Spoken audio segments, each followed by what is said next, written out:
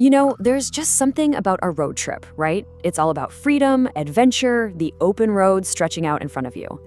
But here's the thing. Sometimes that freedom can make you incredibly isolated, and that open road can lead you to a place you'd never, ever want to be. We're about to dive into 3 stories where a simple drive turned into an absolute nightmare. We're always told to be afraid of the stranger lurking in the dark. But this first story, it's a seriously chilling reminder that sometimes the real monster is the one who's already on the inside, desperately trying to be part of your circle. Okay, so picture this, a classic college plan.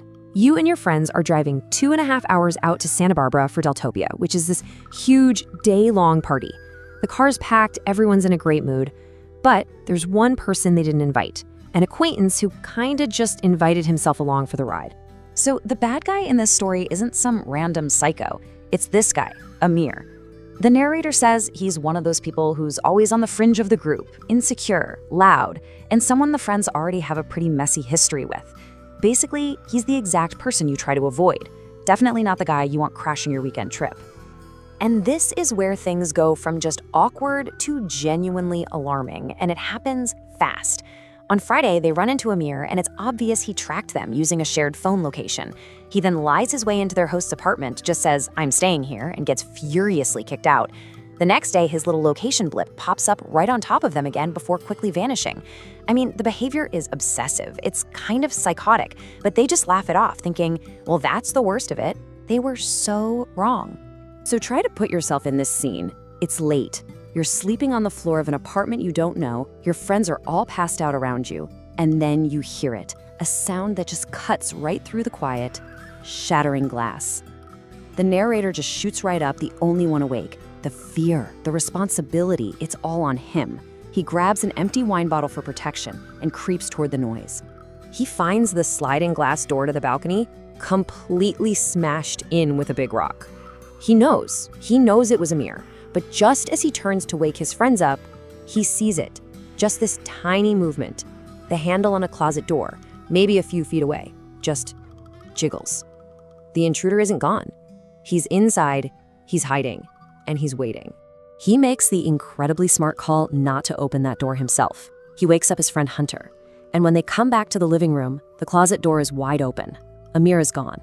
But inside, Hunter finds what he left behind. A massive kitchen knife. Amir wasn't there to just scare them. He was armed and he was waiting for them in the dark.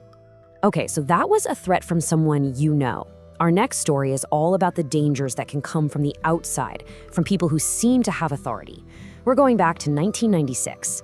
3 friends, all fresh out of military basic training, are on a road trip to Austin, Texas. They're on this empty stretch of highway, and an SUV pulls up behind them, flashes its lights, looked like a routine traffic stop. Or so they thought.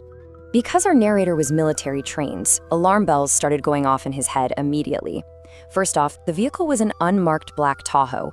The officer was wearing all black tactical gear, no police markings at all, and instead of coming up to the driver's window, he just stood behind their SUV, studying it, looking at their bumper stickers and license plate. Everything about it just felt wrong. After this unnervingly long wait, the officer finally gets out of his Tahoe again. But this time, he's not alone.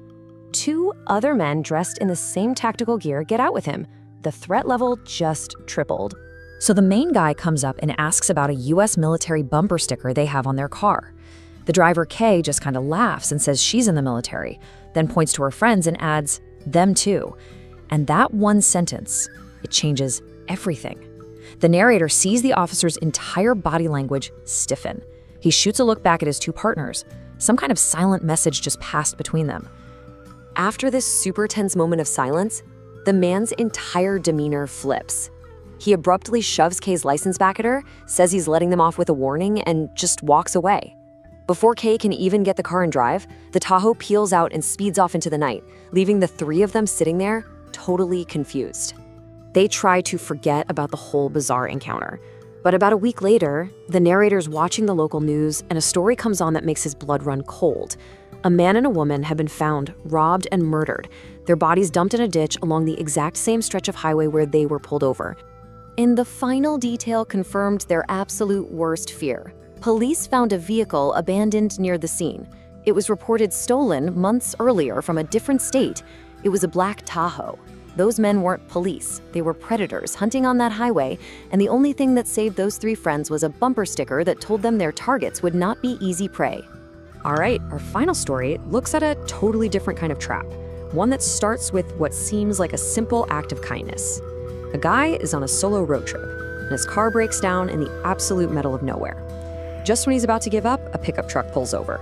The driver gets out, looks like a regular, worn-down mechanic, and offers to help. But this wasn't some random act of charity. It was a rehearsed con. First, he acts like he's an expert, a helpful mechanic. Then he makes up some technical car problem, mumbling about needing a compression tester. Next, he says his own phone is dead and asks to borrow the victim's. And the second that phone is in his hand, his other hand comes out of his jacket holding a gun. The robber takes his wallet, his backpack, his phone, and just vanishes down the road. Okay, so the immediate danger is over. But the victim has no idea that the man who just held him at gunpoint didn't just steal his stuff, he stole his entire life. What happens next is just a bureaucratic hellscape. The robber has his social security card. Pretty soon, new credit cards are being opened in his name. His credit score is completely trashed. And the police? They can't do anything without a name or a license plate. But the most terrifying part? The thief actually uses the victim's ID to get emergency care at a hospital, creating fake medical records that could put our guy in serious danger in a real emergency.